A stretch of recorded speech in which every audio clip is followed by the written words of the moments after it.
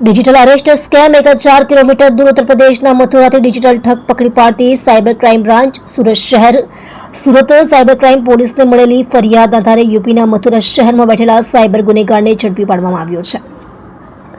આરોપીએ પોતાને મુંબઈ પોલીસનો અધિકારી બતાવી એક નાગરિકને ડિજિટલ અરેસ્ટમાં લઈને 7 લાખ રૂપિયા હડપ્યા હતા।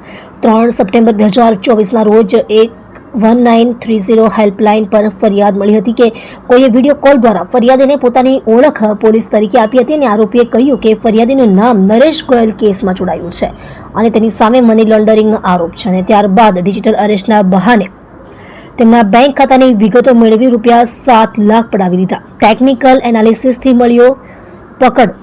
સુરત ક્રાઇમ બ્રાન્ચે આરોપીની લોકેશન ટ્રેસ કરી અને ટેકનિકલ એનાલિસિસના આધારે ઉત્તર પ્રદેશના મથુરામાં જઈને સંતોષ સિંહ હાકિમ સિંહ નામના મુખ્ય આરોપીને પકડી લીધો અને તેની પાસેથી ફરિયાદીના રૂપિયા 4 લાખ મળ્યા। બે અન્ય સાગરિત પુષ્પેન્દ્ર ગોલા અને નૈમિષ ચૌધરીને કમિશન રૂપે રકમ આપવામાં આવી હતી। ગુનામાં વપરાયેલા સાધનો જપ્ત।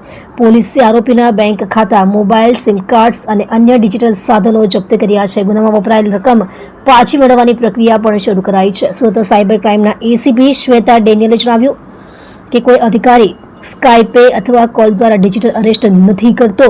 કોઈ પણ પોલીસ અધિકારી આપને ઓનલાઈન દંડ ભરવા કહે તો તે ઠગ છે। તમારી વ્યક્તિગત કે બેંક માહિતી ક્યારેય શેર ન કરો। ભયમાં આવી આવું પગલું ન ભરો, તરત જ પોલીસનો સંપર્ક કરો।